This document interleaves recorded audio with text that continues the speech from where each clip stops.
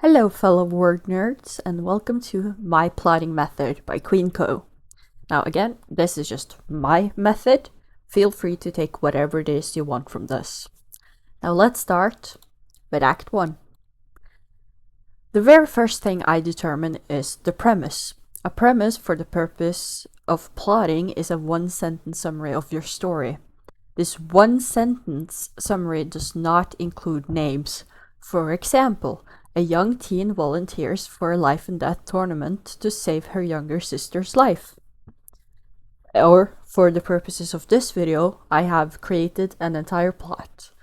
And the premise of that plot is a young boy goes on a quest throughout the lands to save his mother from donkey people. Then, I figure out the ending. For example, the teen returns not only victorious, but having saved another teen's life. And for this video, the boy has returned to his farm with his mom. Act 2. Then you open a document or a page in a notebook and you write down every idea.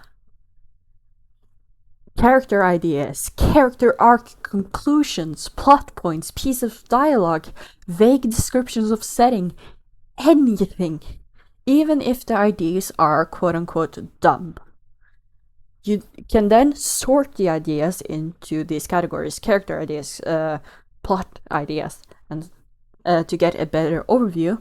And then you can filter out the ideas that do not work. Note that I say do not work instead of are dumb, because every idea could work for one type of story. It just might not work for the type of story you are working on right now. Then I decide the 8 major plot points, or the 8 moments. Now these names I've stolen or named myself. So, but they vaguely are similar to other plot structures you might have encountered. For example, the opening image. This is the first page, chapter, whatever. I like to use the 3-act method for this. In broad strokes, that means a problem is introduced, it is explored, and it is resolved. Ideally showing both the character's skill and their lack, as in what they are good at and what they need to fix throughout the story. Their character arc, right? And yes, this will take time. This will not be easy. Plotting and writing a book is not easy. Then I figure out the inciting incident. This is where the plot is introduced, the big thing that you are kind of selling. Something happens to the character, or the character does something which triggers a no way back. The character wants to go back, but they can't, and they will learn this the hard way. Now, no way back traditionally in the kind of like fantasy genre means they travel to a distant land or whatever. In this, which works for almost every genre, I would say, it just means something happens that fundamentally changes the character's life. The new boy is introduced at school, etc. Like, they don't have to travel anywhere, but they can't return to their normal life. Then we come to Act 2 begins. The character has now finally learned that they are not able to return to normalcy and must make a plan to move forward, although their flaws, the big character arc thing, will still blind them. For Twist 1, which isn't necessarily a twist, it's just the name I feel fit best when I am plotting, this is a small victory or a loss, which helps further the idea that the character needs to change. Now, traditionally this is a loss, because the character is not, like, they're still in their first act mentality, right? They need to change. And if they win, it kind of reinforces the idea that, oh no, they're good as they are. But if they lose, they also must realize that they have to change to adapt to this new world, or whatever it is that has happened. The middle is a big victory or loss. It's the opposite of twist 1, where the character's change is starting to show. They make choices that result in a better result. Wow, that's good writing. That end in a better result. Twist 2. This is another small victory or loss, opposite of the middle. This will show that the character, while improving, is not there yet. And now the favorite moment of the story, the oh shit moment. This is a huge loss, or in the case of a negative character arc, a victory. This makes the character regress to where they were before the inciting incident. We then proceed to the climax. The character has managed to pull themselves up and is now better than ever. They're ready to face what they have to face and either win or lose. And finally, we have the final image. This is a mirror of the beginning. The problem is introduced, explored, and solved, but this time using what the character has learned throughout the story. So, let's look at this from the purpose of my stock plot, or the plot I have made for this video. The opening image is a young boy is in the fields of his farm having to solve a problem of gigantic rabbits eating his crops.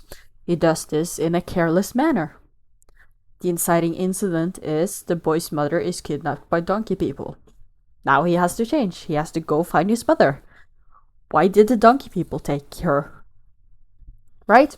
He can't go home to his farm without his mother. Unless he's careless, but he isn't, right? Something big has happened and he has to change. Act 2 begins and the boy meets girl who also lost someone to the donkey people, and the two vow to get their loved ones back. The boy, mega frustrated that they have to find Wizard, is careless and he leads himself and the girl into a horde of donkey people. Oh no, that's a big loss because he is careless, right? The middle, the boy, after being taught by the wizard, uses his magical flaming sword to take down one of the donkey generals by being calm and collected. He has learned, but he's still not there yet because in twist 2, he and the girl fight, which causes a rift between the two. The oh shit moments happens when the boy and the girl infiltrate the donkey hideout, but uh-oh, girl gets captured because the boy is careless. He goes to sulk. Things happened, and in the climax, the wizard, through his sacrifice and endless knowledge, manages to get the boy to pull himself back together, and he goes to save both the girl and his mom. Whoa! And the final image are the boy and mom are back at farm, but instead of fighting mega rabbits, he's reading on how to do it safely and does so later. This is just an example of a plot. You do not have to do you do not have to write about donkey people. You do not have to write a big epic fantasy. This also works with romance, historical, mystery. I'd say almost every genre. And I also like this method because people think of plotting and characters, like people are always like, is it a plot heavy story or a character driven story? But this one, the plot is the characters, right? It's not one or the other, it's both. So, the fun part, for me, I write down all the plot points I already have from the document earlier, remember that? And I put it on post-it notes and I play puzzle with them. I have the 8 major ones, and in between them I stick the plot points from the document. Here you will notice plot holes. How do you fix plot holes? You ask yourself 2 questions. Why and how? Why does the boy learn flaming sword magic from the wizard? Donkey people are very flammable. It's their only weakness. How does he learn that the donkey people are flammable? He accidentally sets one on fire. Now you have a moment which you'll need to insert somewhere. Ideally, before they meet the wizard, but who knows, right? And you repeat this for every moment you have. Why, how? Why, how? I also color code my plot points Blue for main, green for friendship, pink for romance. But you do not need to do that. I just have an abundance of blue, green, and pink post-it notes. The yellow ones I use for chapter breaks. You'll also need to, like, you will naturally start to see, like, points where the chapter will end. And that's kind of natural. You'll see it when you see it. Or if not, you can insert them later or before. Who knows? You do you. Act 3. The end of outlining. You create a new document. In this document, you will insert all of the post-it notes in bullet points or however you like to do it and divide it into chapters, right? And then I like to expand on this. I like to write like 300, 500 words-ish on how, like, what will happen in the chapter. For example, the boy stands in the field ready to catch massive rabbits. He thinks back to his mother's lesson on kindness, but is stopped when he heard rustling in the leaf, and so on. Yes, this gets very long. My outlines are about 20k words long. No, you do not need to do it like how I do it. I like having chunky outlines. They make it easier for me to get into the groove while writing. I do not need to think about, like, oh, where is this going and will this have consequences later? I can just write. And for people who are like, oh, this is creative at all, I have news for you. I'm still creating a story. I'm just doing it in the mini version so I can notice all of the flaws before the big version. And not to toot my own horn, but one of the big things I like about my outline is that you can stop at pretty much any point in this process and you have a completed story.